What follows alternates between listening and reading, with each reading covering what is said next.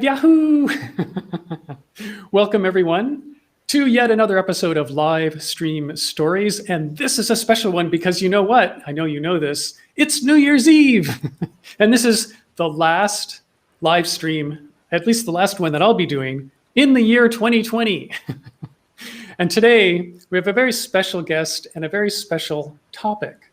And the topic is, how can you nurture your virtual connections? And I've got a specialist who's going to join me. Her name is Meridith Powell.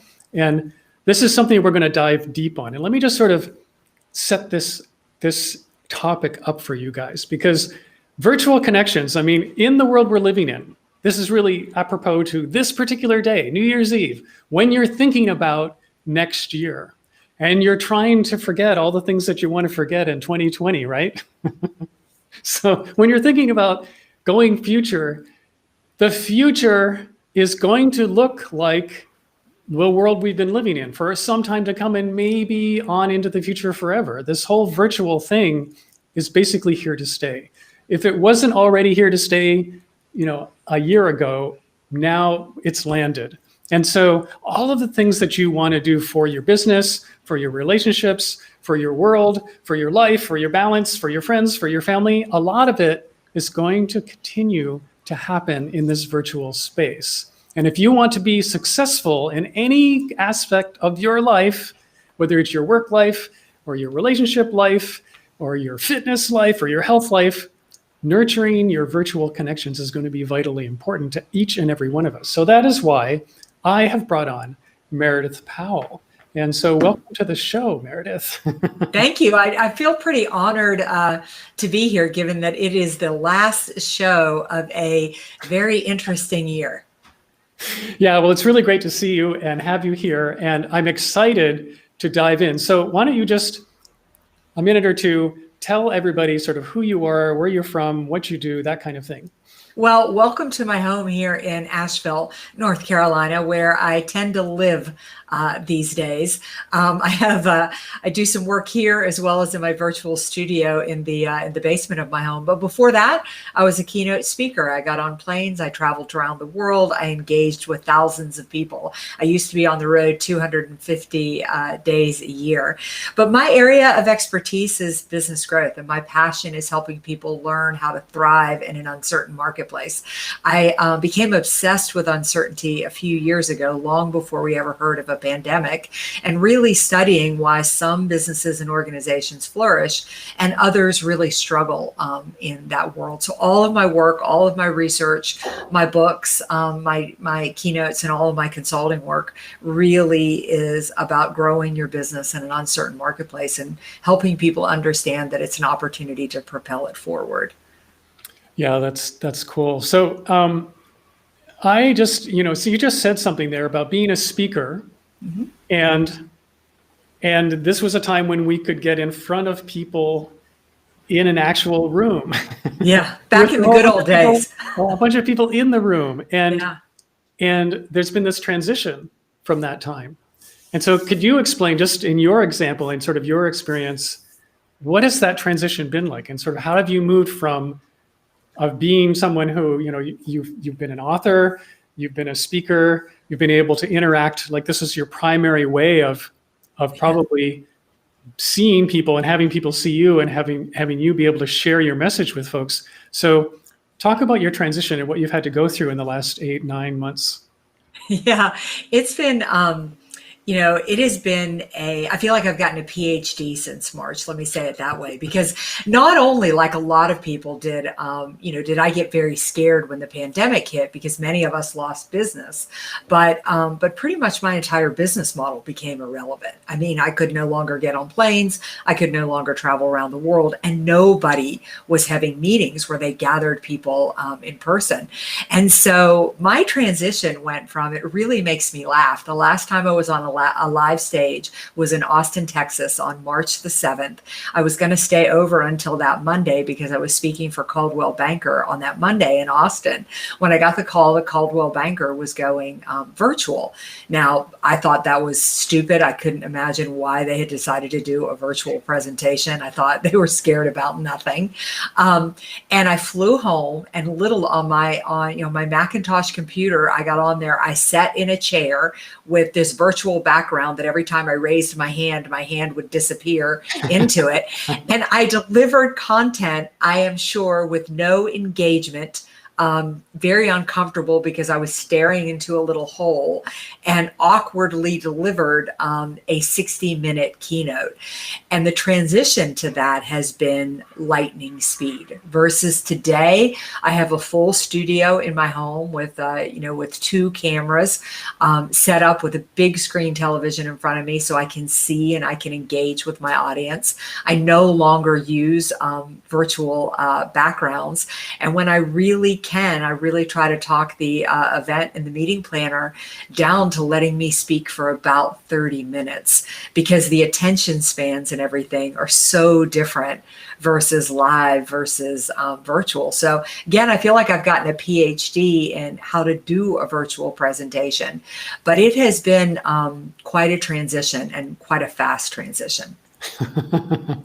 Right. So what would you say to someone who may, even though it's been all this time, like if someone who's just on the point of starting, like, oh, I'm thinking that maybe I'm going to start doing more of this on camera stuff. Like I'm going to get in front of the camera. I'm going to be brave. I've just heard that I shouldn't have a virtual background, so I'm going to throw that out the window.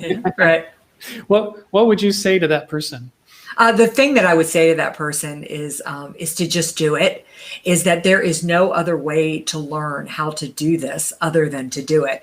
I mean, I am the queen of having screwed this up. Like I said, in my first ones, I would wave my hands and my hands would disappear. I sat down versus standing up, and you have such less energy when you're sitting down versus standing up. But the funniest thing I did is that I convinced myself I was going to push myself out of my comfort zone, and I was going to do live streams. And the very first live stream I did, I said on LinkedIn, completely blacked out for a good 3 minutes. I couldn't figure out I didn't do something right with the connection. And here's what I learned, Brad. Nobody cares. Nobody cares. Nobody knows that I sat on there for 3 minutes completely blacked out other than me. I'm the only person who remembers that. But I learned something from everything I've done, and I've gotten so much better at it. So you're not going to be natural on camera the first time you get on camera. You're going to flub your words. You're going to do something stupid. Your technology isn't going to work. Just get over yourself and just do it, because you'll just get better and better. And people are so forgiving right now. Mm-hmm. Yeah, exactly. Yeah, I that's completely true. I mean, one thing that I love about doing live video as opposed to making a pre-recorded video is that when you make a pre-recorded video, you have this thing of like, oh my gosh, I have to make this perfect. Yeah. So I'm going to do multiple takes. If I flub up the word, I'm going to start recording again and try it again. And, a 3-minute video could take 3 hours to create. And it's can be a very frustrating process. Whereas when you go live, you just have to be forgiving with yourself. Like if something goes wrong, or if you drop your tea in your lap, or whatever goes wrong, like it's like, okay, oops. And it's mostly fine. And the truth is that when people see you live, they want to see you. They want to see the real person. They want to actually see somebody who is more human and not absolutely perfect, not super overproduced. And that I find super refreshing. Yeah, I agree. And I think, it's funny. I was just doing a pre-record just last week, and we had it on a teleprompter. We had all those types of things in there. And I kept flubbing up this sentence. And the guys who were producing me kept saying, let's do that over again. And finally I said, it's obvious I would probably flub this up on stage. Why don't we just let me flub it up and go forward? Let me naturally correct myself.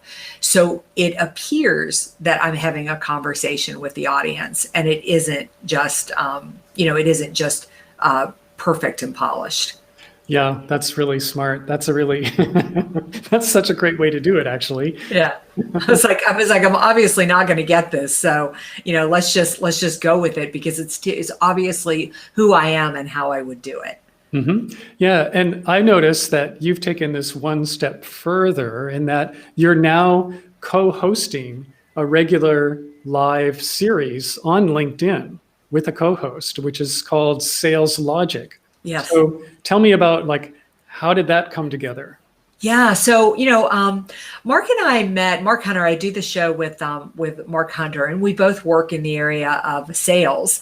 And we decided that we were going to get together and do a podcast. And in full disclosure, one of the attractions of doing it, we really thought that having a male and a female co-hosting would be a really good combination.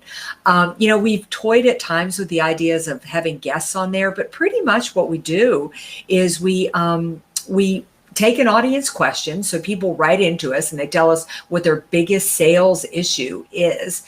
And we solve that sales issue. We answer that question, and we have a sales topic that we talk about. And then we do a lightning round. And the lightning round these are the things that you need to walk away and do differently in sales this week if you want to be more effective. So the premise of the show and the idea of the show was we wanted to give the balance of male and female, and sometimes Mark and I agree, and sometimes we don't agree, which I think is healthy for it as well.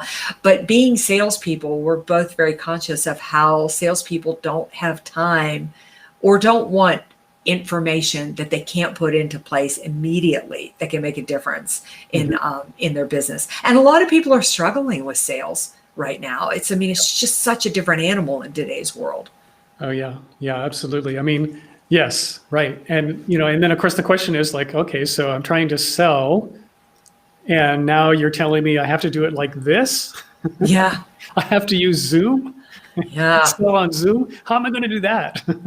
Right. It's funny. Salespeople have always been like kind of a lone wolf type of a thing. I mean, we generate revenue for a company. So as long as we generate revenue, people pretty much left us alone. Well, one of the challenges with that is that we haven't changed the way we've sold in a long time. It's really interesting. When COVID started, you find that most people still get their leads from going to trade shows, from going to the golf course, from belonging to the local Rotary Club, or attending parties and events. They're well known in their industry and in their communities. And all of a sudden, when COVID hit, all of that evaporated. All of a sudden, you lost your ability, to network and to build prospect lists the way that you had always done it. Add to that, now you were thrown onto technology that you weren't necessarily familiar with, and your customers weren't necessarily familiar with. So there was a lot of transition for sales. Oh yeah, I mean, completely. When was the last time you used a business card? Right. Exactly. The sort of analog way of doing things is no longer possible, not at all. Yeah. And then add to that the fear that here we are in the middle of COVID. So we're all worried about revenue. We're all worried about our businesses still to be alive. And businesses, a lot of salespeople went back into the push mode, back into the thinking about getting our own goals rather than building virtual connections, building relationships, and doing things the way that we would do it. I'm always so amazed when people reach out to me on LinkedIn, and they reach out to me in a way that they would never approach me in a room that way. But it's interesting that the moment we get on social media, we're just so different. Yeah, I know. Like, it's unfortunate, but I feel inundated sometimes with messages of like, hey, let's connect. And by the way, I do this. And would you like to hire me? Right. I mean, I get so many, or people that write me, such long email messages or such long LinkedIn messages. And I think to myself, you obviously have no clue who your client is, because nobody has time to read that. And so it's just that really not understanding who you're selling to. And again, just because it went online doesn't mean we shouldn't be building relationships and connections the same way. Yeah. Okay. So if we're talking about building and nurturing our virtual connections, what are you suggesting to salespeople that they should be doing? Where are the best practices there that you? Yeah. I was just thinking to myself, I'm too old for online dating. I was already married at the time that it really became in fashion. And so I don't know what happens in the online dating world, but I can't imagine that if I were online dating and somebody pretty much, reached out to me and said, Meredith, would you like to get married tomorrow? I've read your profile. That I don't think that's how it works. And so we as salespeople need to think to ourselves, am I asking people to get married before I've even found out what their favorite food is? So some of the best practices I suggest to people, one that's just a little bit odd that you don't tend to think about, is the fact that you have got to build your reputation in the marketplace first. People have to have heard of you and about you before they're going to respond to you. We live in a time now when marketing and sales have become meshed into the same thing. And if you see my show on LinkedIn, if you see any of the articles that I post, if you see that I'm connected to people that if you've seen some of the videos I've shot, now all of a sudden, if I reach out and say, Brad, I work a lot in your industry. Here's a few trends of some things I see going on. I'd love, 30 minutes of your time just to learn a little bit more about your business. All of a sudden, I'm not some strange person reaching out because you've heard of me. And you've got to realize that buyers are something like 65 to 75% of the way through the buying cycle before they ever interact with you. Mm-hmm. Because they research. And if they haven't heard of you and about you, or at least your product, they're not going to open a door for you. Yeah, I totally agree with that. I mean, I think, this is one of the advantages that I see in the live video world that we live in now, is that all of us, anyone, can build their authority. They can build their trust by doing a live stream where they're doing just what you're suggesting. They're citing trends in the industry. They're citing the things that they actually know about. They're literally demonstrating that they can help their prospects by actually helping them. Right. Right. If they join live, you can actually interact in real time and help them, and actually be generous in that moment of time and get all excited about something that you really believe in and you're really passionate about, and you attract people who are equally passionate about the same thing, and show them that here I am, and I love doing this, and I'm being helpful, things like that. Absolutely. I mean, it's so important that the question you have to ask yourself is, if my prospects went to Google for answers to their problems, where am I going to show up, and are they going to find me anywhere? And if the answer to that is no, then you definitely have some work to do. Yeah, right. Exactly. Right. All right. So let's see, going further, first of all, I just want to go back to the show that you're doing, this weekly series, which I just think, first of all, I think it's anyone who's looking at doing something online with video, what kind of things should I be doing?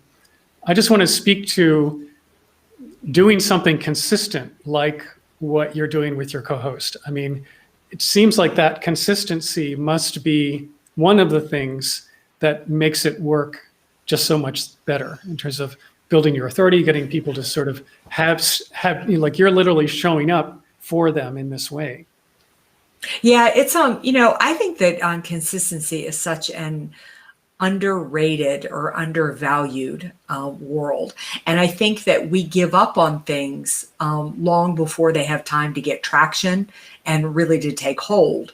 Or we do them so intermittently that people never really catch on. So if you are going to do something, if you're going to blog, if you're going to publish an article, if you're going to shoot a video, if you're going to, if you're going to do podcasts, if you're going to do your own podcast and show up on a live stream, you need to do it at least weekly. People need to see you regularly. They need to know you are there, and you need to be dedicated and committed to it. Don't start something if you're not willing to do it for at least a year. If you're not willing to give it a year, then you haven't given it any time to get traction or to take hold. There's a lot of white noise out there, and it's going to take you a lot of time to start to bubble up. I mean, if I see one of your podcasts and then I don't see you for 3 weeks, then I don't know when you're on. I don't really know when you're talking about. I can't count on you. I mean, think about television shows we watch and things like that. I mean, when you go to Netflix, that you can turn it on and the next, episode will be there. It's consistent. You can count on it. You can do it when you want to do it. And so consistency and stamina, I think, are very undervalued words. Yeah, I agree. And I also want to sort of underline that what you're doing with your weekly series is that you're doing it with another person. Mm-hmm. And so just to talk about a little bit, like, what's that like, as opposed to doing it all by yourself, what's it like working with a co-host? Yeah. Well, I think that, I love working with a co-host. Let me talk about the benefits of it. I am very big on collaboration versus competition. In fact, I don't even know that I believe in competition. I really believe the pie is big enough. I mean, technically, Mark and I compete for the same things. We offer the same services in our businesses. So, but we felt by teaming up, again, there would be a good play because it would be both a man and a woman hosting the podcast. But the other is we could appeal and cross-sell to each other's audiences and get 2 times the exposure. The other is that it's just fun. It's just fun to play off of somebody. It's fun to banter with them, and it's also fun to disagree, to really sometimes take a different point of view on an issue. So I feel like it challenges me, it stretches me, it engages me at a higher level. The other is the monkey's not all on my back. I mean, I'm only responsible for half the shows. Mark's responsible for the other half. We split all the expenses that are associated, with it. And then I would say Mark has very different talents that I do. I mean, he really can do things that I don't have the expertise or the skill set to do. And there's benefits to that. Is number one, he's doing them. The second is I'm learning them. Right. Yeah. I see that. I mean, what it reminds me of when you're working with somebody like that and you're doing this thing week after week and it's going on for some significant length of time, it reminds me of when I used to be a swimmer and I used to train a lot, and having someone in the next lane who paced you. Yeah. Like, it made all the difference. With that person there, you're going to work harder. Not only that, like, there was a time when I used to get up at like 5 a.m. and I was training with another person, and she was training for a triathlon. And so 3 days a week at 5 a.m., we would go to a pool together. We were the only ones there. Yeah. And there's no way that I would have done that for as long as we did it if she hadn't been there too. And I knew that, like, well, I need to be there because she's going to be there. And if I'm not there, I'm letting her down. Yeah, absolutely. I mean, yeah, she definitely need to be pushed at that level. Because, there are weeks that you just get busy and you think, I don't have time for this. And Mark sort of holds my feet to the fire on that. I need to show up. I need to do it. I need to find the time. At the same time, you need to find the right partner, because Mark and I are both very forgiving and very understanding. I mean, he got a last minute speaking engagement. I'm like, hey, I'll either do it by myself or, we can just push it off to another time. I mean, we work really, really well together. Yeah, that's great. That's really good. You're lucky. Yes. Yes. That sounds great. Well, that's, I just think it's, for anybody who's joining us right now, I think that this is the kind of thing that if you're thinking about, okay, I want to do something, like I want to get on video, I want to grow my authority, I want to nurture my virtual connections, I'm going to use live video to do it. I think it's really smart to be seeking out, who could I collaborate with to make this not just easier, but just more possible, like who will hold me to task. Right. It's much more likely that I'll actually do it. Because I'll tell you, like, if you're doing it entirely on your own, Man, like there's lots of days where you're thinking, oh, I don't really feel like this today. Maybe I'll just take a day off. No, yeah, I mean, I definitely think that. I think that you need to, again, you need to work with somebody who's going to push you. You need to work with somebody who's going to take you to another level. And you need to push somebody who's going to make you, who's definitely going to make you do it. So, but the big thing you need to understand is that your first step in building virtual connections and reaching out and building your business is you have to be relevant in the marketplace. You have to be solving the problems that the people that you're trying to reach, they need to be finding you when they're trying to solve those problems. So first of all, you need to understand what their problems and challenges are, and then you need to work to solve those problems. Yeah, right, exactly. Yeah, totally. That and one of the words that I like to use, and you mentioned this earlier, is that you need to become the familiar face to your industry. That's the challenge. And the people who get to that place are the ones who basically are starting to win the game. And I think that the interesting thing that I have found, and I'd like to know your experience with this, is that I don't think it takes much to become familiar. No, I would agree with that. In our usual experience, like if I'm, I live in the Northeast, so we do things like we shovel snow.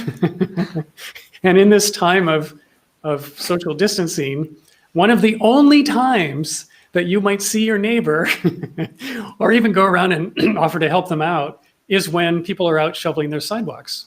Yeah. And so here we are, just a week ago, we had a big snowfall. We had a foot of snow. And outside, lo and behold, everybody, like in this big, huge parking lot near where I live, all these people were shoveling out their cars. And there were these 3 guys who were literally going around and helping every single person in the lot do this. And I was like, wow, you guys are heroes, like, what can I do for you? And by, like, this is a metaphor, but just that act of being present and showing up on a day when it was basically unexpected and helping someone do something, like those guys, as far as like, if I, when I see them again, I'll be like, hey man, how's it going? Like, they're now my buddy. Like, they're this really nice person that I met. And I met them in this unusual way. And now I'm going to remember them. Mm-hmm. And it's the kind of thing that we can kind of replicate in the virtual space. Absolutely. If you really understand who your audience is, and you've engaged with them. I mean, what I tell my clients is I want you to reach out to your customers, anybody that you've done business with in the last couple of years, and just reach out and have a conversation with them right now. Ask them how they're doing. What are they focused on for 2021? What were their biggest challenges in 2020? And if you just really listen, you're going to understand where their exact problems are. And then you're going to start to think, how can I solve those problems? And that becomes the content that you need to create. Those are your videos that you put online. Those are the blogs that you write. And what's going to happen is then your prospects and customers, as they go looking for answers to those problems, are going to find what you've written. Yeah, right. So we got a question here for you, basically asking, who is your target audience? Oh, great question. So my target audience is, I work with CEOs and C-suite professionals in the financial services industry. That's my main target. And then I also work with franchise owners. So kind of that mom and pop, they own the franchise, they work in the franchise, they're the business owner as well as the sales professional. Yeah, cool. So how would you describe your ideal client, the person that you work with the most? Yeah, that's such a good question. So my ideal client is somebody who is successful, has run a good business, has a fairly engaged team, has been profitable, but is really looking to take their business to another level. I learned early on that I can't just work in an industry. I have to work with a certain type of individual, because I really am. I'm looking to help you shift perspective, look at things differently, and really challenge you to do things outside of your comfort zone. So typically the person who is my ideal is somebody who has had success but realizes there's something more, and is confident and humble enough to be willing to make the changes to get there. Nice. Great. We're all looking for that great person to work with. Yes, exactly. And if we're lucky, that's exactly who we attract. Right. Well, if your content is right, if the things that are out there that you're writing is correct, that is who you will attract. As you build your reputation, if you're attracting the wrong people, then you need to go back and ask yourself, what problems am I solving? And because if you're solving the right problems, you'll attract the right people. Yeah, that's great. Well, this has been really fantastic. I really appreciate all your input. It's been a really great conversation. Do you have like one takeaway around nurturing virtual connections that you'd like to leave people with? Yeah, I mean, I think the thing that you need to realize about virtual connections is just like building relationships that you did in person.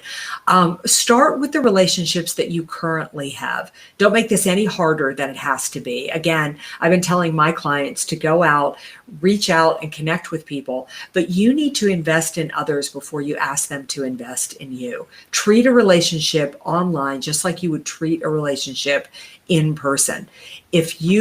People do business with people who understand them, not with people they understand.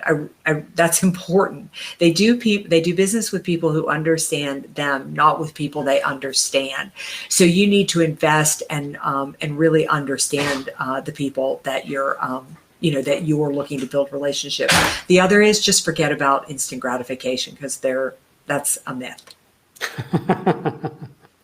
Yeah, right. I love that. All right. Well, thanks so much for being here today. This is really cool. If people want to hook up with you and follow up in any way, what would be the best way for them to do that?